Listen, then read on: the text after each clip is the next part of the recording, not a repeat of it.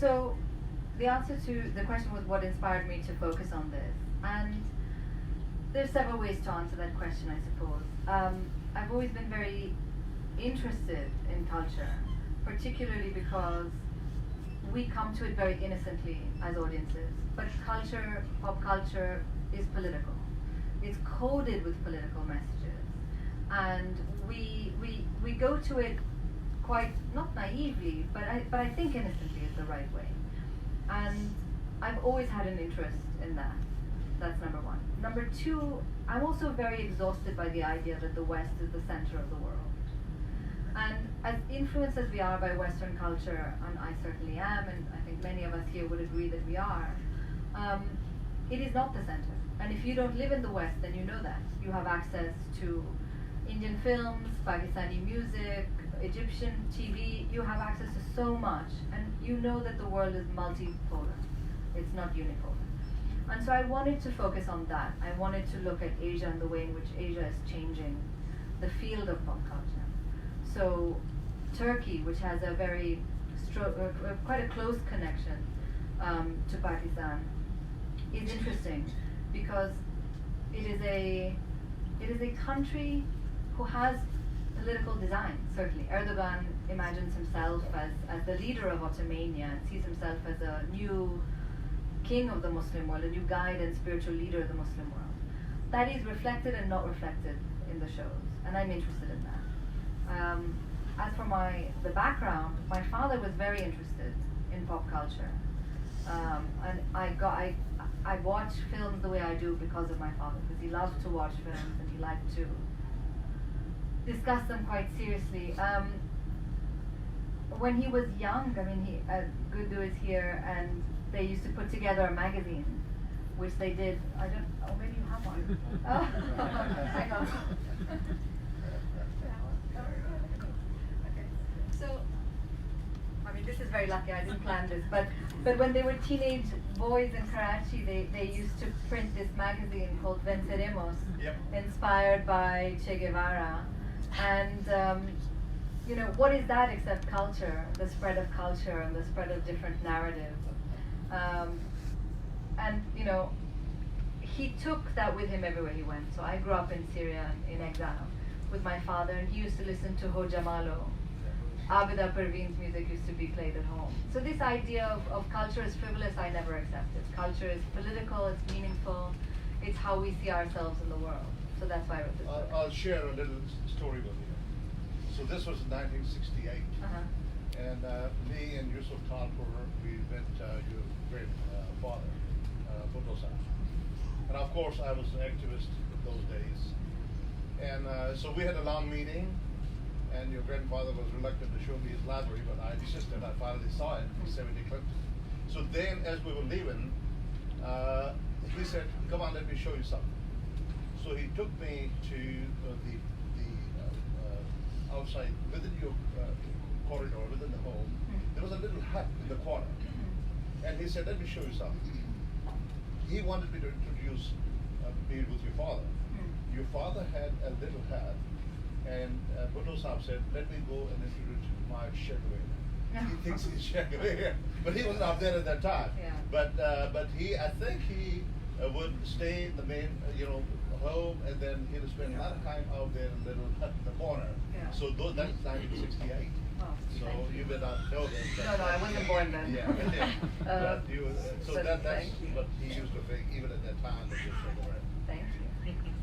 Are there people, are you waiting for, yeah, why don't you come up then? Assalamu alaikum. Wa alaikum assalam. One question I had was, it's interesting that one of the biggest criticisms of the American century was the promotion of distinctly American values. So democracy over communism, neoclassical economics over, whatever, et cetera, et cetera. In this new world, do you see the new kings promoting their own distinct values and the national friction that comes with that? Just as you said, Turkish's view of promoting a fundamentally Islamic worldview, right? I'm just curious, in this new world of like almost democratization, but a multilateral world, what are the pitfalls or just some of the general concerns in your studies that you have seen? Yeah, thank you. That's a really interesting question. And I think, we have this we've been subjected to this idea that there is something known as American values or European values, and I'm always confused by that. Like, what is a European value? Why is liberty a European value and not a universal value? But yes, I mean, I think Turkey is an interesting case because it's both. You know, the clip I showed you comes from a particular line of thinking. You know, Erdogan has said himself of another show, Ertugrul, which is on Netflix, you can watch. Erdogan has said, until the lions start to write their own stories, the hunters will always tell the tale. So that, certainly there are those messages. But at the same time, there's a big part of the industry that is not in line with the Erdogan political project. And their view is modernity. So they're showing a distinctly modern view of the Muslim world, but one that encapsulates traditional values. And that's part of its great success, actually. I mean, I would say that Bollywood did the same for a big period, that the older films of Bollywood had that kind of blend of traditional ideas and traditional families with modern values. But Bollywood has changed drastically and frighteningly in the last few years. And again, you see it being used in almost propagandistic ways. But I think that exists in all films. You know, I said to someone the other day that, you know, China, of course, is the great big shadow looming in the background. And they said, well, you know, shouldn't we be nervous about watching Chinese, should we be nervous about receiving this? And I don't think so. We've been receiving political messages the entire time. You know, they've just been American messages or French messages or English messages. It's up to us to be a little discerning with what we're taking from our entertainment.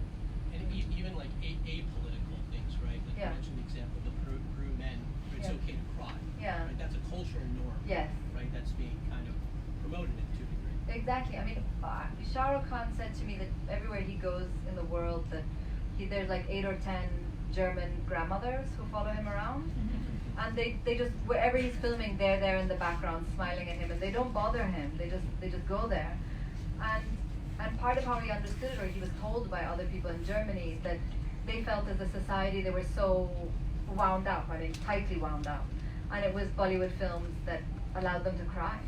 That allowed them, I cry when I watch Bollywood films for different reasons. But that it allows them to express their feelings and their sentiments. Yeah, that's a great point. Hi. Hey, Assalamu alaikum, Janze.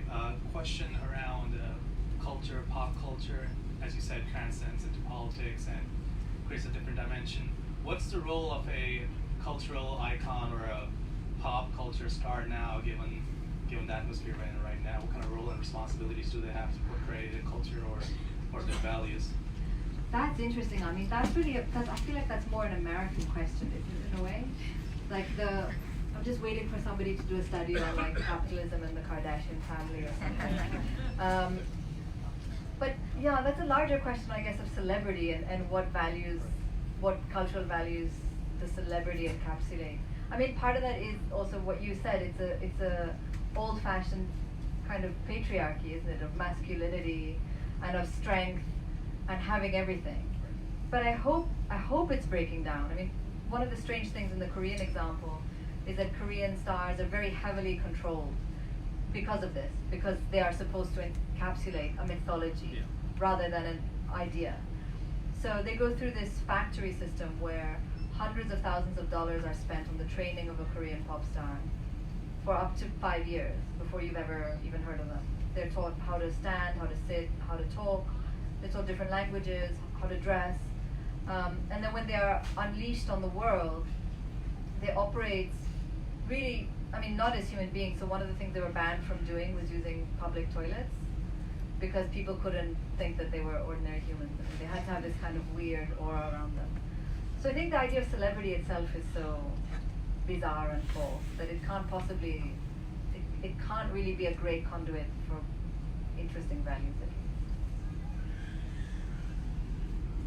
I think my question goes off on that theme a bit, so forgive me for that. But I'm from India, so I'm going to keep my question to Shahrukh. Sure. There's a conversation that I've repeatedly had with a bunch of folks from Africa and Sierra Leone, Eritrea. They're like, man, you guys don't understand how much Bollywood influence our lives on. They say to you? Yeah. Okay. And they're like, do you like Shahrukh Khan? And I was like, not that much. And they get very upset. And the weirdly, hear that. I had a professor, Vijay Prashad, I think you know him. Oh yes, yes, of course. He had a very funny story about how he was interviewing an Al-Qaeda leader in a camp, and he was like, "Who's your favorite Bollywood actor?" So coming back to Shahrukh Khan, I feel like my grievance with him is like he's an actor capable of being delivering fantastic performances. Yeah. But sometimes he just picks shitty films or stories. Okay. And unlike many other actors in Bollywood, he's actually someone who comes across as supremely well-read, who has opinions, and he thinks through things. It's not just like, oh, you know, I have a hot take on this. Yeah. But for whatever reason, he has decided to close down or pick his fights to a very minimal degree now in the last 10 years. But if you would look at some of his interviews from the 90s and stuff, Sure. and that comes through, and that's partly because of his upbringing. His father was a freedom fighter and all those things. Absolutely. So I guess, from the last question I wanted to ask you is like, what did you get out of like conversations with Shahrukh Khan when it comes to things like this, in terms of responsibility as a celebrity or whatever, or how or why he thinks about not saying certain stuff out loud? Yeah, that's a really good question, actually. I mean, I'll try and answer it in a couple of ways. What you pointed out is really interesting and is quite unique. Shahrukh has a completely unique background from anyone in Bollywood. His father was a freedom fighter, and he's from Peshawar originally, and was involved in Quit India and a lot of movements of that time. And that, I think that is what makes him loved in a lot of ways across the border, but not necessarily only that. I think the story you had of Vijay's story is a great one, and I've got a parallel to that. I went to the Kailash Valley several years ago, which is in the extreme sort of north of Pakistan. And for most of the year, you can't get to the Kailash Valley. It's snowed in. You can only go between May and August or whatever it is. And for those of you who don't know the Kailash Valley, it's where it's said that the descendants of Alexander the Great, where his troops mutinied after the disastrous Greek campaign in India, many troops mutinied and stayed on, married locals, and lived there. And so their descendants are the Kalasha people, who still follow like a quite pagan, animistic religion. They mark time by celebrating the seasons and the harvest. And they're a matriarchal society, so the men are furniture and the women run everything. They have a very beautiful and unique sense of dress. Their hair is done in a unique way, and they're the breadwinners, so they live there continually. And there's not so many Kalasha left now, but maybe 3,000, something like that right now. And they're completely cut off. Okay, so to get there, you've got to fly to Chitral, then you've got to drive for 3 hours, and then you find yourself in a valley that has no electricity, no TV, no cell phone service, no newspapers, nothing. They cool their water by placing bottles in the stream. You know, I mean, it's really cut off. And when I went in 2007, I went to write for a Pakistani paper, and one of the women elders said, "Would you like to come and see one of our community centers? You know, the women are also the ones who, they do handicrafts and we sell them, and that's how we." Yes, how nice. And I go to this sort of cabin, and as I enter the cabin, there's all these women on looms and, you know, weaving, and behind them on the wall is a photograph of Shahrukh. And so I asked them, I said, "Sorry, who's this? You know, you don't have lights, you don't have film, you don't have TV. Who's this guy?" And they're like, "We don't know." but they obviously, you know. I was like, "Where did you get it from?" They're like, "Oh, it's something." But they also had their favorite Shahrukh Khan film. I mean, he transcends electricity, which is really something. But yes, I mean, the most interesting Bollywood film that I've seen lately, at least, that had a sort of interesting political, cultural tinge was Gully Boy. I mean, did you see that? I thought that was a really good film. That was a great film. But I feel it's a rare film for Bollywood today. Most of them aren't encapsulating any important values or dissent or just something contra to the establishment. And there's that great scene in Gully Boy where they go around defacing, for those of you who haven't seen it, billboards and stuff, and they see a Fair and Lovely ad, and they cover it with Brown is Beautiful. I mean, I never thought I'd see that in a Bollywood film. I was impressed by that. I've forgotten the rest of the question, I'm sorry. Was there something I didn't address? specifically about Shahrukh Khan as a person. Oh, as a person. Yeah. Yeah, I mean, it's not that I have anyone else to compare him to in Bollywood, but he is a well-read person. I think he's a curious person. He's someone who writes. His father was a poet. But when I went to interview him, I was there to essentially observe him. I was a fly on the wall, as it was. But I think the thing, unfortunately, with Bollywood is that it's very hard, as you said, to see anyone having a political opinion in Bollywood today. And though he did certainly stand up and I think suffered quite a bit for that in the past, I haven't seen anything he said recently, or in fact anyone else. I think after the whole My Name is Khan fiasco that he had with Shiv Sena, Oh yeah. after that he's definitely He stopped. And he was honest about it. He's like, man, this film is not just about me, it's about 200 other people that are making it. Yeah. So I'm not going to risk the film getting cut off. Apropos of nothing, I mean, I did write about it in the book, but I was fascinated by Karan Johar's hostage video. You know, where he, after Eid al-Mushkil, right? Yeah, Eid yeah. al-Mushkil, where he had to make a video. This is one of the biggest directors in Bollywood who made what looks like a hostage video promising never to work with Pakistani talent again. And I did write to Karan to interview him, but I'm Pakistani, so I guess he was afraid of making another video. You should try Anurag Kashyap next time. Yes, he's interesting. You're right. Thank you. I happen to say that we are about 10 minutes left, so we're going to limit questions to people who are already in line over there. Ms. Bhutto, thank you for coming. It's very Thank nice you. to see a Pakistani talent being recognized. you. Forgive me, my question isn't about your book. Okay. My uncle is Shahid Khan Abbasi, who's former Prime Minister of Pakistan. Right now, he's currently spending time in jail. This is the second time we spent time in jail. Last time was between 99 and 2012. I just wanted to get your thoughts on the political situation in Pakistan, where opposition leaders are being locked up and the media is being censored. I just wanted to get your thoughts on the situation. Thank you for coming and for your question. Yeah, I think it's, as always, it's a fraught time in Pakistan. I mean, I think today censorship is practiced a little more enthusiastically than it has been in recent years. And certainly there is victimization and there are leaders being arrested. One also has to distinguish, because in the case of Asif Zardari being arrested, I mean, there's 30 years worth of corruption cases and murder cases on the man's record. So it's impossible to see that as victimization. But certainly there is, and I think unfortunately disrupting a really powerful moment for Pakistan.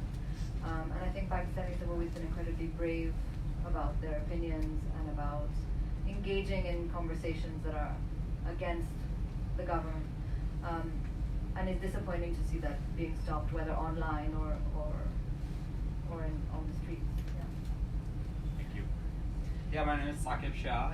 Forgive me for asking something that is now related to this discussion.